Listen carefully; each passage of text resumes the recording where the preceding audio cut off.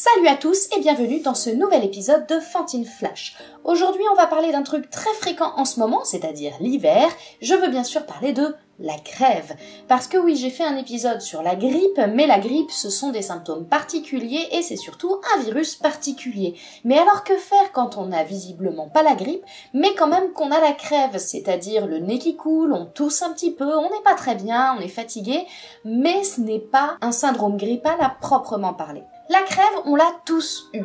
On a des fois consulté, des fois pas, et c'est la question à laquelle on va s'intéresser aujourd'hui. Doit-on consulter quand on a la crève ?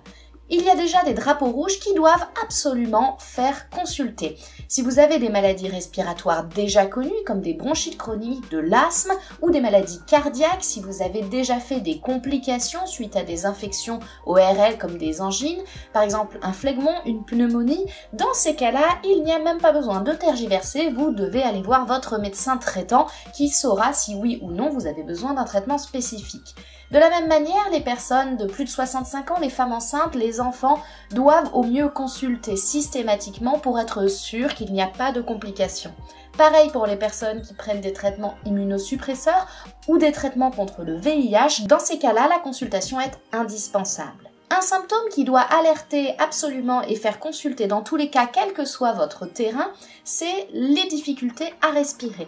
Ce n'est pas normal d'avoir des difficultés à respirer même quand on a la crève et quand on est un peu malade. Donc si vous avez du mal à respirer correctement, allez voir votre médecin dans tous les cas. Et si cette difficulté à respirer arrive brutalement, à ce moment-là, il ne faut pas hésiter à appeler le 15. Au-delà de ces drapeaux rouges, si donc vous ne faites pas partie de cette catégorie, il y a des choses et des symptômes à surveiller et qui doivent vous faire consulter assez rapidement. Le premier d'entre eux, c'est la fièvre. Et oui, parce que quand on a une angine, une rhinopharyngite, ce n'est pas normal d'avoir de la fièvre. Si on a de la fièvre, ça veut dire qu'il faut consulter parce que ça peut être quelque chose de plus important, notamment une infection bactérienne qui nécessiterait des antibiotiques. Donc la fièvre, il faut la surveiller une fois par jour. Un autre signe important est la persistance de la toux. La toux est le symptôme le plus fréquent quand on a la crève, mais elle n'est pas censée durer plus de 3 semaines. Pourquoi 3 semaines ? Parce que c'est la durée maximale d'une bronchite. Donc, en cas de bronchite, vous pouvez tousser 2 semaines sans que ce soit anormal. Mais au-delà de 3 semaines, ce n'est plus normal et il faut absolument voir votre médecin pour éliminer une autre cause de toux.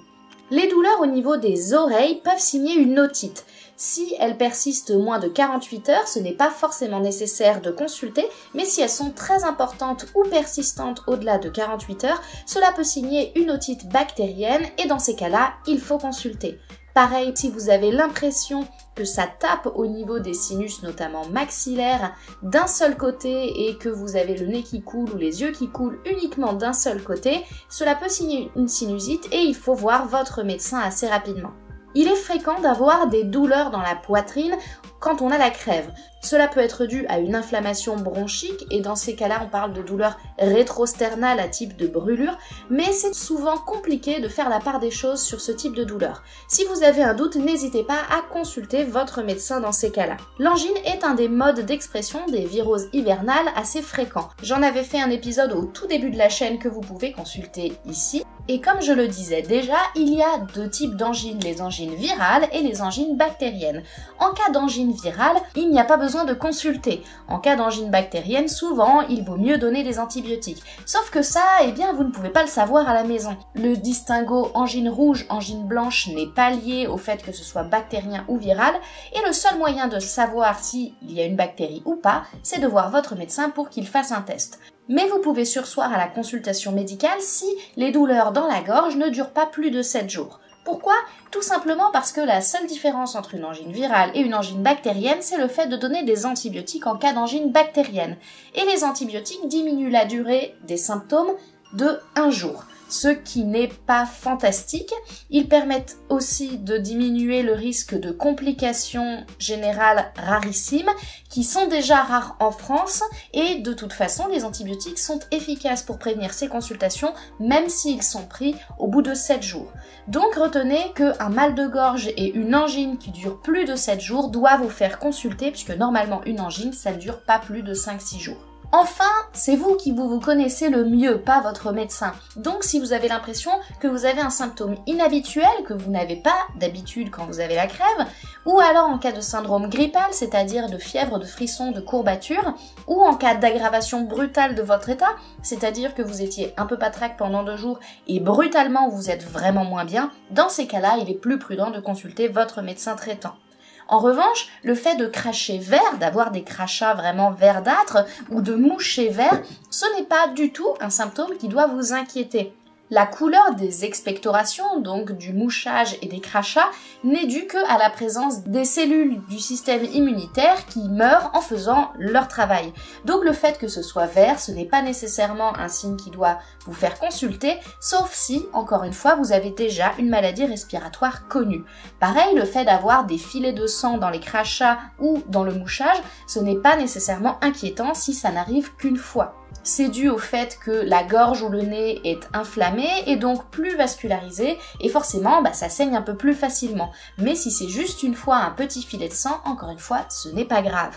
Alors si vous avez la crève chez vous, que pouvez-vous faire? Vous pouvez prendre du paracétamol si jamais vous avez des douleurs et vous pouvez le prendre sans ordonnance à la posologie maximale de 3 à 4 grammes par jour si vous faites plus de 50 kg et maximum la moitié, soit 1,5 à 2 grammes par jour si vous faites moins de 50 kg.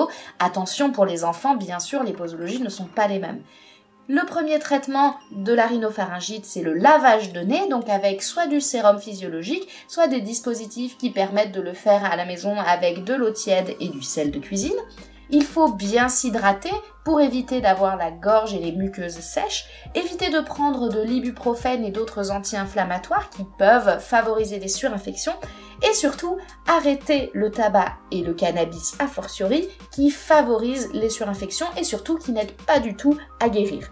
Un dernier petit moyen, c'est bien sûr d'aérer les pièces pour renouveler l'air et si possible d'humidifier les pièces, notamment la chambre, pour encore une fois humidifier les muqueuses et diminuer la toux. J'espère que ce petit épisode vous aura aidé à y voir plus clair. Dans tous les cas, au moindre doute, mieux vaut consulter son médecin que de rester chez soi. Nous, on se retrouve très rapidement pour ce nouveau format que je vous tease depuis bien trop longtemps. Prenez soin de vous et surtout gardez votre esprit critique.